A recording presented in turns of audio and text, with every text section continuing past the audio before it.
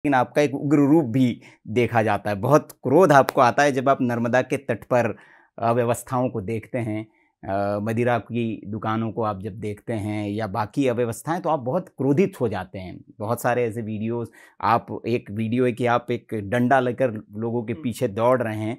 तो क्या उस क्रोध के बाद ये, क्योंकि समाज और सरकार दोनों का काम है कि उस उन अव्यवस्थाओं को ठीक करे, तो उस क्रोध का कुछ असर हो रहा है वहाँ पर? नहीं, बहुत सारा परिवर्तन है और कहते हैं जो अपना होता है उसी को डाँटना होता है। जी। एक माता-पिता, गुरु किसी को डाँट रहा है या किसी को पिता की डाँट, तो पिता की डाँट उसको बनाएगी, ज़िंदगी को सुरक्षित करेगी। तो जी। कभी-कभी मैं गाँव, घर, परिवार, भक्त मंडल या जो भी मैं देखता हूँ कि जैसे माँ के द्वार, जिस द्वार पर जीवन चल रहा है, हुँ, जिस द्वार पर हमारा सब कुछ है हुँ, और उसका ध्यान नहीं है। हुँ, कहीं वो उसके तट और पथ के पेड़ों को छेड़ रहा है, कोई काट रहा है, कोई पहाड़ों को छेड़ रहा है, हुँ, हुँ, कहीं हुँ, वहाँ गंदगी कर रहा है, हुँ, सृजन के द्वार पर विसर्जन है। कैसा? कारण वो सृजन का द्वार है, वहाँ हुँ, विसर्जन क्यों हो रहा है? तो जब हम इन सारी चीज़ों को, विसंगतियों को देखते हैं तो कभी-कभी अपने को ही डाँटा जाता है, तो मैं तो डाँटता भी हूँ और कभी-कभी मार भी देता हूँ कि जी। नहीं, नहीं इसको तो वो डाँट, वो मार उसके जीवन को सुरक्षित करने के लिए है। और जितना कभी ऐसा होता है तो मैं इसका इसका ये भी प्रामाणिकता है कि मैं उतना ही प्रेम भी करता हूँ। तो जो प्रेम करता है वही अधिकारी होगा डाँटने का। जिसने अपना सर्वस्व समर्पित कर दिया हुँ, सबसे बेहतर बनाने में, वही आपको ये ऐसा कर सकता है और ऐसा जी सकता है और कह सकता है। जो जिया ही नहीं होगा वो क्या कहेगा? अब जिस मिशन पर आप निकले, आपने उसको मिशन का नाम दिया है। क्या लक्ष्य है?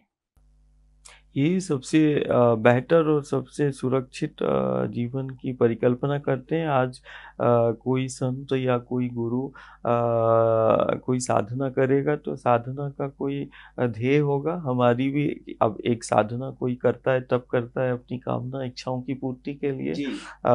तब ध्यान साधना कर रहा है कोई संग्रह या संचय के लिए, कोई मान प्रतिष्ठा के लिए, हुँ, कोई सम्मान के लिए। हुँ, अपना-अपना ध्येय, लेकिन मेरा ये तप, मेरा ये साधना किसी संचय संग्रह के लिए नहीं है, हुँ, कोई मान प्रतिष्ठा के लिए नहीं है। हुँ, मेरी ये साधना सिर्फ़ इतना है कि सबसे बेहतर और हुँ, सबसे सुरक्षित जीवन हमारे घर, परिवार, समाज का हो। हुँ, ये साधना उन मूल आधार शक्तियों के परिचय कराने के लिए है। हुँ, ये साधना समाज की एकता, अखंडता के सूत्रपात करने के लिए है हुँ। और ये साधना उसकी जीवंतता का एहसास कराने के लिए है, जिससे हमारा अस्तित्व है। तो ये कब तक आपने प्रण लिया है कि ये ये साधना आपकी रहेगी? ये साधना अब कहते हैं कि कोई व्रत करता है हुँ, तो एक ऐच्छिक व्रत होता है। जी। ये तो मुझे ही पता नहीं चला कि ये व्रत, ये साधना कब प्रारंभ होगी। हुँ, जैसे कहते हैं शरीर में ऐच्छिक और अनैच्छिक दोनों ही प्रणाली रहती है। एक इच्छा पर व्यक्ति काम करता है, एक बिना इच्छा पर ही। जो इच्छा और अनिच्छा से तो ये ऊपर है। हुँ, तो जब ये निर्धारित ही नहीं हुआ कि कब व्रत प्रारंभ हो गया, बस चलते ये साधना और धीरे-धीरे आगे बढ़ती जा रही। हुँ, तो ये तो मुझे लगता है कि जब एक स्वस्थ और बेहतर समाज को देखना चालू कर देंगे, जब गाँव नगर को उन गंगा, नर्मदा, यमुना और उस अपनी माटी की निकटता में देखेंगे हुँ, और उस पर केंद्रित जीवन, जो प्रकृति पर केंद्रित जीवन है, व्यवस्था है, हुँ। उसको जब देखने प्रारंभ करें तो इस व्रत को खोल देंगे।